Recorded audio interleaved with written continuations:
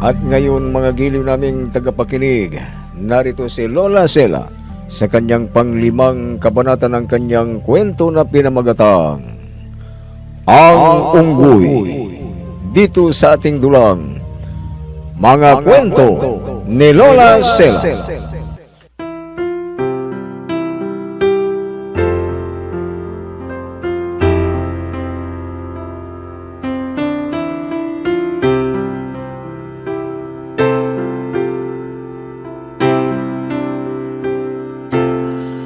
Hagaghaga si Asyada kay Bordo dahil sa nililok nitong mukha niya noong bata pa siya. Halatang ayaw niya kay Dado, kaya nagalit ang binata at ipinagapos ang kanyang mga magulang at inilagay nila sa silid sa ilalim ng lupa. Gusto niyang maging dato. Binihag din niya ang mag-amang Raharujon at Asyada. Samantala, binigyan ng matandang diwata ng tikbalang si Borno ng isang dragon na lumilipad at mahiwagang Chris at mayroon pa siyang tagabulag. Hindi nagtagal, nakarating siya sa tribo at nagkagulo ang mga tauhan nang makakita sila ng lumilipad na dragon. Pinapada ni Dado pero hindi nila tinatamaan. Naramdaman ni Dado na nasa tribo na ang kanyang nakakabatang kapatid na si Borno, pero hindi niya makita ito. Nang maramdamang papalapit sa kanya si Borno, hinugot ang Chris at itinusok-tusok sa hangin.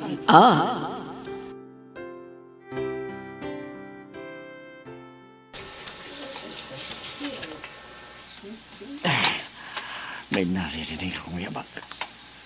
Pero wala naman akong nakikita. Bunok! Ikaw ba yan? Oo, Kuya Dano. Bakit hindi kita makita? Nasaan ka? Kuya Dano, nasan sila ina at amang dato? Nasan sila? Ewan ko. Hindi ko alam. Alam ko na may ginawa ka sa kanila dahil sa ambisyon mo, Kuya. Kaya sabihin mo na sa akin kung nasan sila. Sabihin mo na, Kuya. Bakit kaya hindi ko siya makita? Itong magiging balakid sa plano ko. Kaya kahit hindi ko siya nakikita, iwawasiwas ko itong Chris ko. Bakit mo hinugot ang iyong Chris, Kuya? Ibalik mo yan sa kanuban. Ibalik mo! Itong sayo! Tinamaan din kitang unggoy ka. Hindi ka sasantuhin ang Chris ko.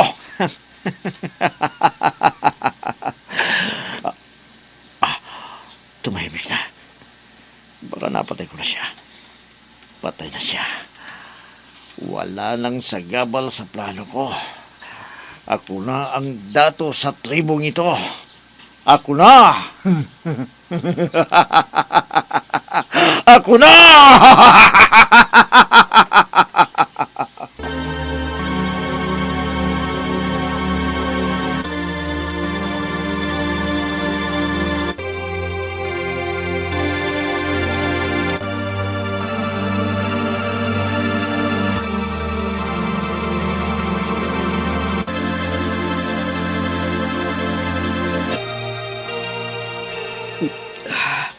Asawa kong dato, Raguso, hinang-hina na ako.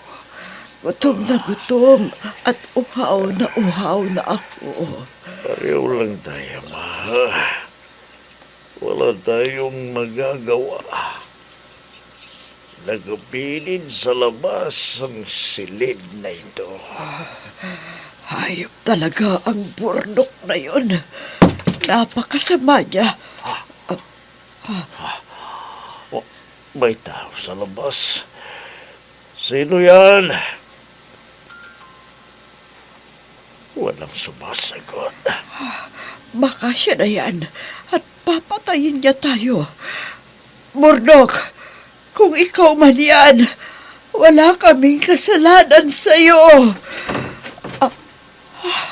Asawa kong dato, bumukas ang pinto, pero walang tao. Bordok, ikaw ba yan? Nasaan ka? May kumakalag sa tali ko. Sino ka? Bakit hindi ka namin makita? Asawa kong dato, may engkanto yata dito.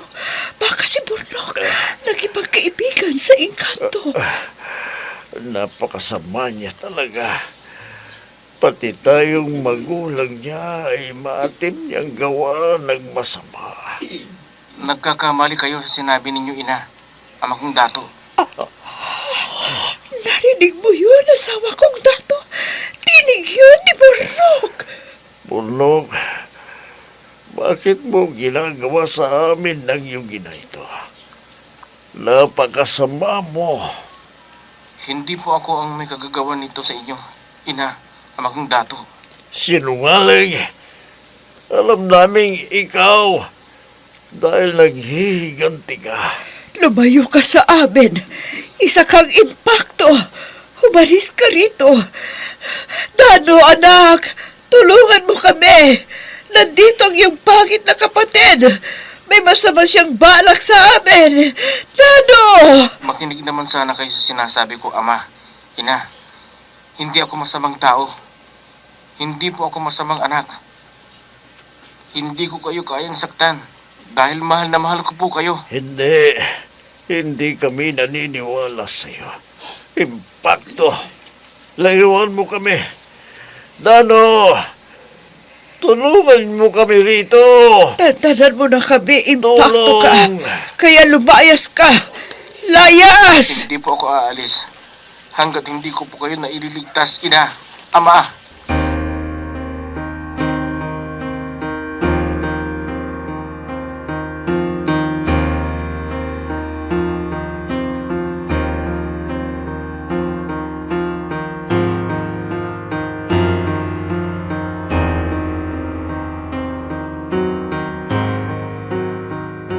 Dano, alam ko ang binabalat mo sa akin. Pero wag mo nang ituloy. Wag.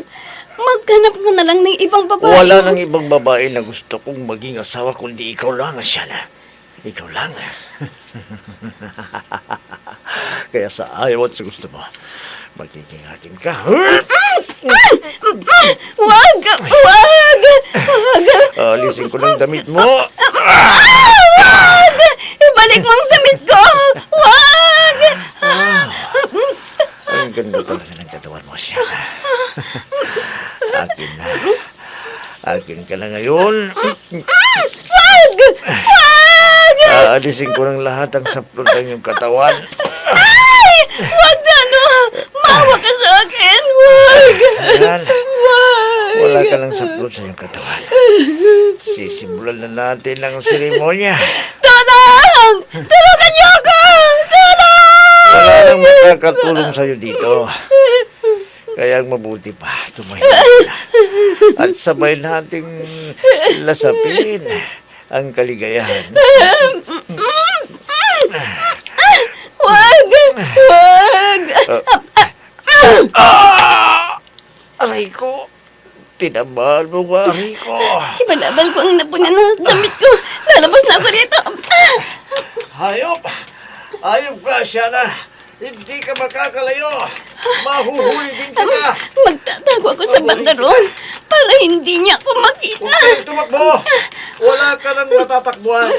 Sa ayaw at sa gusto mo, magiging asawa na kita ngayon!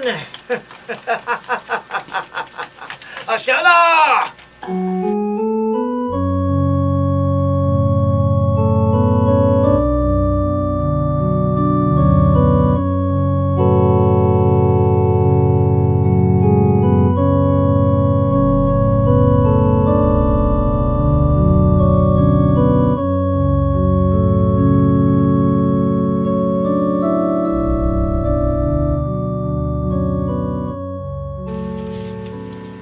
Wala na.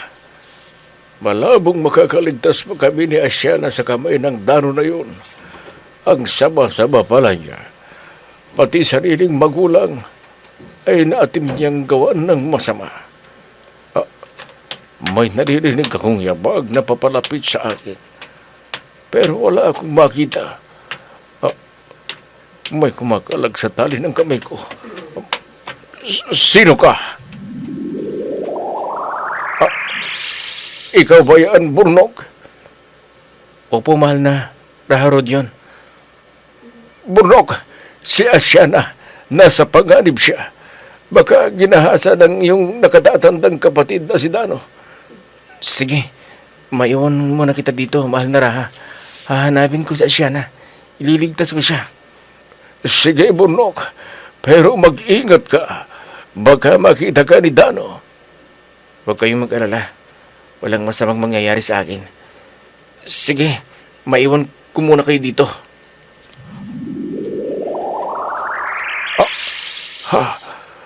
Bigla siyang naglaho. Sana mailigtas niya ang aking anak sa kapahamakan. Sana mahabaging ala.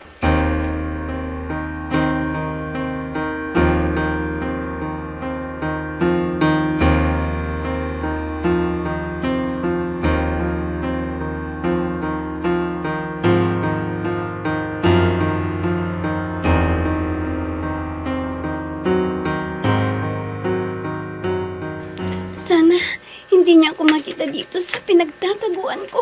Sarah, lumabas ka na. Mapapagod ka lang. Hindi ka na makakaalis dito. Kaya lumabas ka na sa pinagtataguan mo. At ituloy na natin ang magpakaligaya. Sige na, labas na. Mahabaging ala. Patungo siya dito sa pinagpukublihan ko. Makikita na niya kita. Siya na. Nasaan ka? Lumabas ka na. Aha. Nandito ka lang pala. Nakita niya ako. Mahabaging ala. Tulungan mo ko. Ikaw na sana ang bahala sa akin. May pumukpok sa akin. Sa batok ko. May pumukpok sa kanya. Pero sino? Wala akong makita. Asiana. Burnok, ikaw na ba yan? Oo, Asiana. Halika. Ilalayo kita rito. Bilisan mo. Sige, pero ang aking amang Raha, bihag ng iyong kapatid.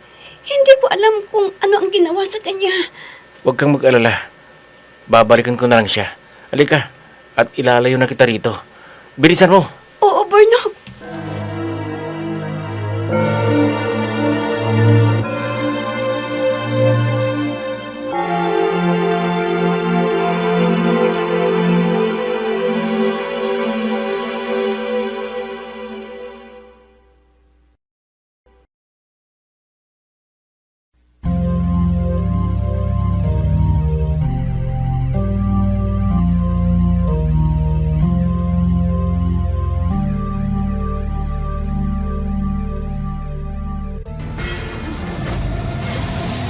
Ina, dumarating na yung dragon na. Halika, magtago tayo. Baka hindi si Burnok ang lola niyan at huhuliin tayo. Salamat sa iyo, Dragon. Ina, si Burnok! At may kasamang babae. Hindi ako pwedeng magkamali. Si Asiana yan, na anak ni Raha Rodion. Halika, Asiana. Iiwan mo na kita kina Aling Rama at ang kapatid kong sa Ariba. Sinasabi ko na nga ba ikaw si Asiana, na anak ni Raha Rodion. Opo. Kilala niyo pala ako at ang aking amang Raha. Oo, dahil dati akong katulong sa tribo ni Burnok. Ako yung kinukulit mo dati. Napipiliting samahan kitang manguha ng mga talugkab sa dagat. Ha? Opo. Natatandaan ko po na kayo. Aling Rama, babalik ako sa tribo at ililigtas ko sila amang Dato at si Ina at si Raha Rodion dahil nasa kamay sila ni Kuya Dano. Sige, pero mag-ingat ka, Burnok. Opo, Aling Rama. Asiana, Mayon na kita rito. Babalik ako sa aming tribo. Mag-ingat ka, Bornok. At, Hinalikan niya ako. Sige, alis na ako. Aling Rama, Ariba, kayo na ang bahala kay Asyana.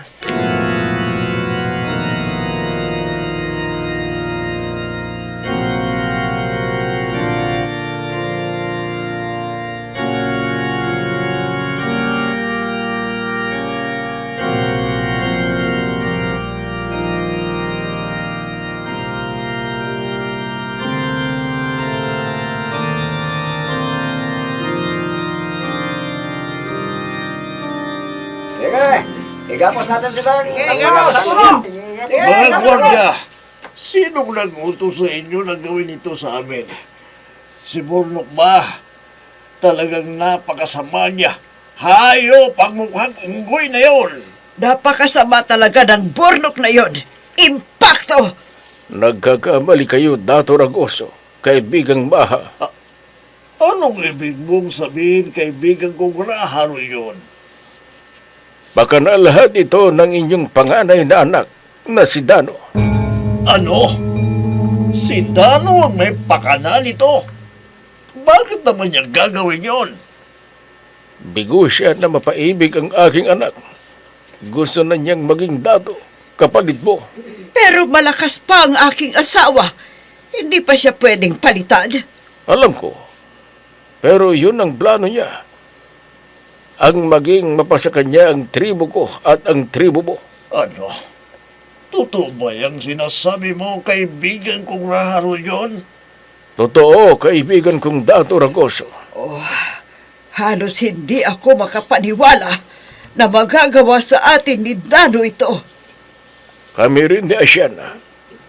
Nabigla na lamang kami nang iutos sa mga tauhan ninyo na igapos kami.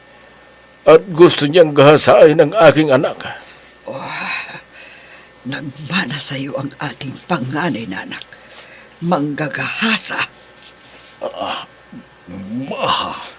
Wala na tayong pag-asa na makaligtas pa dito.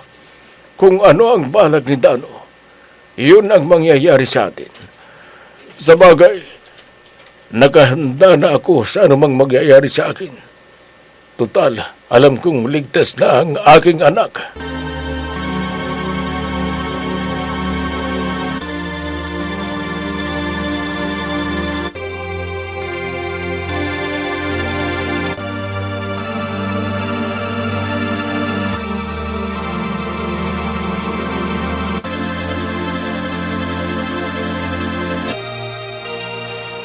Ang ibig ninyong sabihin, ang dragon na nakita ninyong lumilipad ay si Bornok ang Lulan? Tama. Oo, Damo. Oo, Damo. Dato Dano! Hindi Dano lang. Dahil ako na ngayon ang bagong dato sa tribong ito. Naiintindihan ninyo? Opo, mga Dano! Ganyan. O ano? Nakahanda na ba kayong hanapin ang aking magiging asawa na si Asyana? Aba, mahal na Dano! Handang-handa na kami! Kung ganoon, umalis na kayo at hanapin ninyo kahit saan mang sulok ng mundo si Asyana. Sige na! Tayo na mga kasama!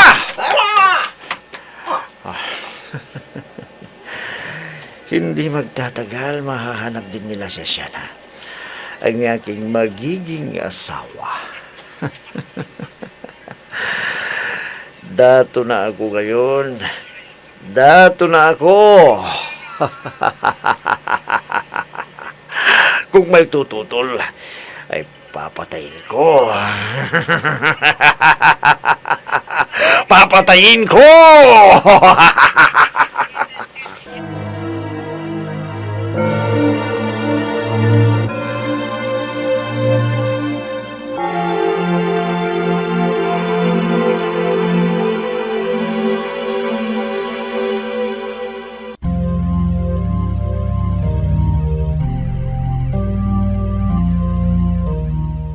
Magtatagumpay kaya si Dano sa plano niya?